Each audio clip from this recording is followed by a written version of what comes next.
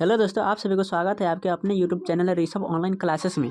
तो आज जो है इस वीडियो के माध्यम से इंटर यानी कि 12th वालों के लिए जो है विषय जियोग्राफी यानी कि भूगोल सब्जेक्ट का चैप्टर 1 जो है जनसंख्या चैप्टर है, उस चैप्टर का जो है VVI लघुत्तरीय प्रश्न उत्तर को जो है कवर करने वाले। ठीक है, इससे पहले आपको बता दें कि सब्जेक्ट हिस्ट्री का जो है चैप्टर 1 का लघुत्तरीय प्रश्न उत्तर, दीर्घोत्तरीय प्रश्न उत्तर और ऑब्जेक्टिव जो है कंप्लीट हो चुका है, जिसका वीडियो बनकर जो है चैनल पर पड़ा हुआ है। आप उन्हें भी देखिएगा क्योंकि बहुत ही आसानी से जो है आसान लैंग्वेज में अपने भाषा में कहे तो जो है वीडियो बनाया गया है और बहुत ही इंपॉर्टेंट वीडियो है। ठीक है, तो चलिए इसको जो है बिना देर करते हुए देखते हैं।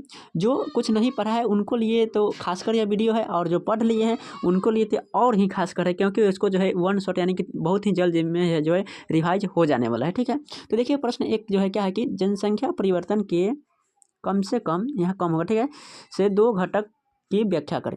जनसंख्या परिवर्तन यानी कि जनसंख्या में चढ़ाव उतराव ये सब जो है घट बढ़ कैसे होता रहता है, इसका दो गो जो है घटक यानी कि दो को कोई कारण बता देना है। ठीक है, तो देखिए क्या है कि जनसंख्या परिवर्तन के दो घटक निम्नलिखित है। क्या लिखे हैं? पहला में लिखे हैं जन्म दर। ठीक है, जन्म दर क्या होता है तो समझिए।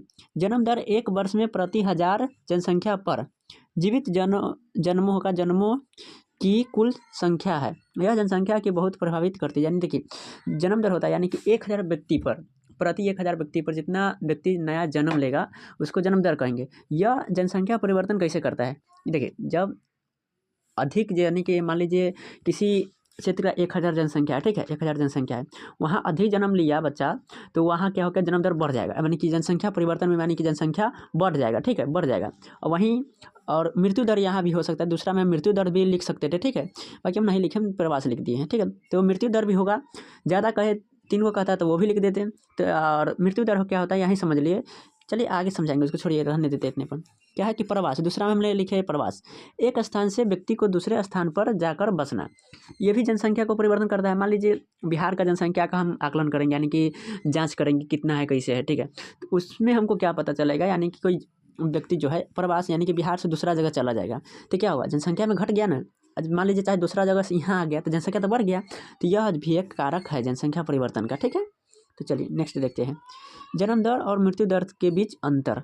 क्या है कि जन्म दर और मृत्यु दर के बीच में अंतर लिखना है, तो आप दोनों को परिभाषित कर दीजिए, हो जाएगा, उतनों से काम चल जाएगा। तो जन्म दर क्या था कि एक वर्ष में प्रति 1000 जनसंख्या पर जीवित जन्म होगा। ठीक है, जन्मों की कुल संख्या को क्या कहते हैं, जन्म दर कहते हैं। ठीक है, को जन्म दर यहाँ होगा। ठीक है, जन्म दर बीच में छूट गया है। और मृत्यु दर क्या होता है कि एक वर्ष में प्रति 1000 व्यक्ति पर मृत्यु की संख्या को मृत्यु दर कहते हैं। यानी कि 1000 व्यक्ति कोई गांव में चाहे कुछ में रह रहा है, ठीक है, तो वहाँ जो है 1000 व्यक्ति पर एक वर्ष में आप गणना करेंगे, एक वर्ष मान लीजिए चाहे 1 महीना मान लीजिए चाहे 6 महीना, कितने दिन के बीच यह सीमित समय में गणना करेंगे, तो उस व्यक्ति के दौरान बीच में जो भी जो डेथ कर जाते हैं तो उसे हम मृत्यु दर कहते हैं। ठीक है, और यदि इसी में कुछ निश्चित समय के बीच को जन्म लेते, ठीक है, जन्म लेते तो क्या होता है कि जन्म दर जो है उसे जन्म दर कहते हैं। ठीक, समझिए। नेक्स्ट क्या है कि स्थिर जनसंख्या से आप क्या समझते हैं? स्थिर जनसंख्या से आप क्या समझते हैं? स्थिर मानी कि रुका हुआ जनसंख्या से आप क्या समझते हैं? देखिए वैसी स्थिति जिसमें जन्म दर और मृत्यु दर एक समान होती है तो इसे स्थिर जनसंख्या कहते हैं। यानी कि कहने का मतलब देखिए जन्म दर यानी कि जन्म भी उतना ही होगा जितना मरेगा। ठीक है, जितना मरेगा जितना जन्म लेगा, यदि दोनों समान है, मान लीजिए 4 को जन्म ले रहा है 4 को मरियो रहा है, तो समझिए समान है ना, स्थिर न है, नहीं बढ़ रहा है नहीं घट रहा है, सही बात है। नेक्स्ट क्या है, जनसंख्या वितरण को प्रभावित करने वाले भौगोलिक कारकों का उल्लेख करें। लेकिन जनसंख्या वितरण यानी कि जनसंख्या जो है कहीं ज़्यादा है कहीं कम है, इसको प्रभावित करने वाला कोई कौन कौन सब कारक सब है उसको उल्लेख करना है। ठीक है, क्या कारण है कि जनसंख्या कहीं ज़्यादा है कहीं कम है, ये बात बताना है। तो देखिए क्या है कि जनसंख्या वितरण को प्रभावित करने वाले कारक निम्नलिखित हैं, जिसमें मैंने पहले लिखा है जलवायु। ठीक है, जलवायु यानी कि मौसम कैसा कहाँ रह रहा है उस हिसाब से जो है यह देखिए क्या लिखे, एक आरामदायक जलवायु वाले क्षेत्र जहाँ अधिक मौसमी विविधता नहीं होती है वहाँ जनसंख्या अधिक लोग रहना पसंद करते हैं। यानी कि देखिए जलवायु किसी कोई खास क्षेत्र है, ठीक है, जहाँ जलवायु ज़्यादा हेर फेर नहीं होता, यानी कि नहीं ज़्यादा गर्मी हो रहा है नहीं ज़्यादा ठंडी हो रहा है, तो वैसे स्थान पर जो है अधिक लोग बसना पसंद करेंगे। ठीक है, तो यह जलवायु ऐसा में आ जाएगा। ठीक, उसके बाद क्या है, मृदा। शॉर्ट क्वेश्चन आंसर में पूछा गया तो कम से कम कोई चीज़ 2 को दीजिएगा, क्योंकि 2 नंबर में रहता है तो 2 को आप कारण दे दीजिएगा, हो जाएगा। कभी कभी 4 को 3 को पूछ देता है तो अलग बात है, बाकी सीधे पूछेगा तो 2 को का आप कम से कम दीजिएगा। देखिए मृदा दूसरा में लिखे तो मृदा हो जाएगा कि उपजाऊ मृदा वाले क्षेत्र में फसलों की अधिक पैदावार होती है, इसलिए वहाँ अधिक जनसंख्या बसना पसंद करते हैं। ठीक, तो यह भी जनसंख्या वितरण को प्रभावित किया कि नहीं किया।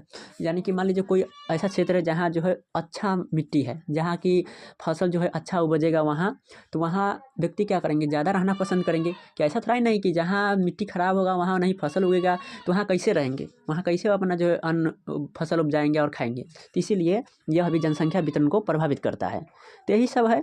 तो उम्मीद करता हूँ वीडियो बहुत ही अच्छा लगा होगा।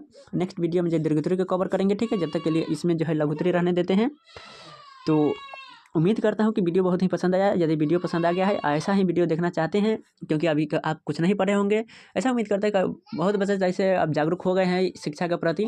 जो भी नहीं पढ़े हैं, चाहे पढ़े भी हैं तो आपका रिवाइज हो जाएगा, चाहे नहीं पढ़े जिसका जो है कंप्लीट हो जाएगा। तो इसलिए आप जो है चैनल को सब्सक्राइब कर लीजिए और बेल आइकन को प्रेस कर लीजिए। ठीक है, अब से जो एग्जाम तक लगातार जो है इंपॉर्टेंट वाला वीडियो जो है लगातार अपलोड किया जाएगा।